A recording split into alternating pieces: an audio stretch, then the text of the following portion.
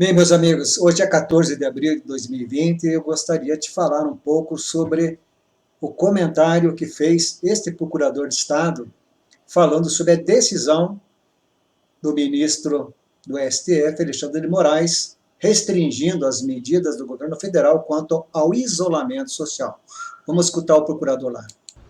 Olá, sou Rodinei Candeia, procurador de Estado, e vou comentar a decisão do ministro do Supremo Tribunal Federal, Alexandre de Moraes, que impede o presidente Bolsonaro de revogar as medidas de isolamento dos governadores e prefeitos.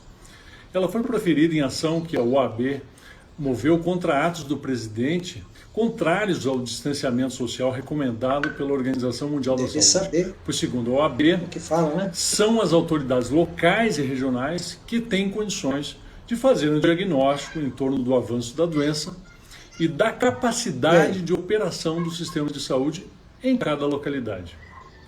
Decidiu que o Executivo Federal não pode afastar as decisões dos governos estaduais e municipais que adotaram o isolamento social e a suspensão das atividades.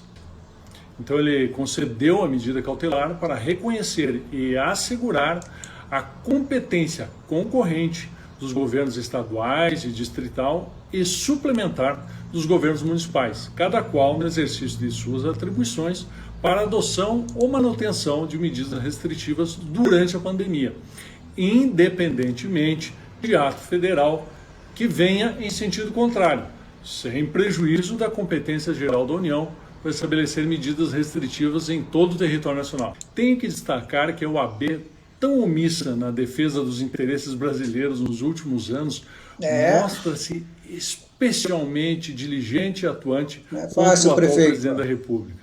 A primeira conclusão que chego da decisão é que, se ela reconhece competência e autonomia dos estados e dos municípios para tomar medidas restritivas de circulação e de funcionamento de empresas, por consequência, reconhece a responsabilidade desses entes públicos para pagar a conta de suas escolhas. Não podem governadores e prefeitos terem autonomia e competência para tomar as decisões e quererem que a União pague as quedas de arrecadação que suas boas ou más determinações deram causa. Se vale para o Bolsonaro, vale para os governadores. A decisão do ministro Alexandre de Moraes, a par de retirar antecipadamente os poderes do presidente da República, jogou a bola e a responsabilidade sobre a pandemia de coronavírus para os prefeitos e para os governadores. Pois bem, senhoras, então é desse jeito.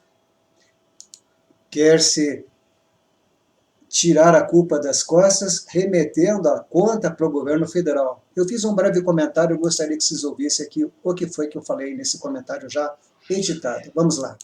Desde sábado está correndo nas redes sociais um vídeo de um procurador de Estado dando o seu entendimento, como qualquer outro, de que o ministro Alexandre de Moraes trouxe para os prefeitos e governadores imporem as medidas restritivas de exposição social diante dessa epidemia.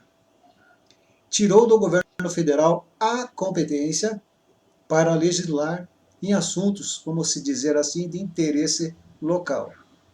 Desta forma, a atividade econômica, que está sofrendo muito por conta desse isolamento social, vai cair nos próximos meses. A arrecadação, os tributos estaduais, como o DPVAT, como o ICMS, no caso dos municípios, o ISS, quero dizer para o prefeito, assim como disse esse procurador, que daí não vá chorar as pitangas para o governo federal, querendo socorro para pagar as suas contas. Uma medida como essa cabe também a responsabilidade da queda da arrecadação. Assim, eu acho que o governo federal não deveria aumentar o seu rombo, o seu déficit, em torno de 140 bilhões, com esses 252 bilhões a mais para socorrer estados e municípios. Se eles estão restringindo, então que façam com que a responsabilidade recaia sobre eles. Infelizmente, não é o que se está vendo. Bolsonaro pode estar errado, mas está se fazendo disso tudo um redemoinho, uma tempestade em copo d'água, que eu acredito que não seja assim tão necessária. Quero lembrar para vocês que na cidade de Curitiba morrem por dia uma média de 50 pessoas por outras causas. Na cidade de São Paulo, na capital, são 250 pessoas em média, segundo o censo de 2000. Então, senhores, é isso, né? Um procurador de Estado falando exatamente aquilo que ele entende, consigo compreender, e dou razão.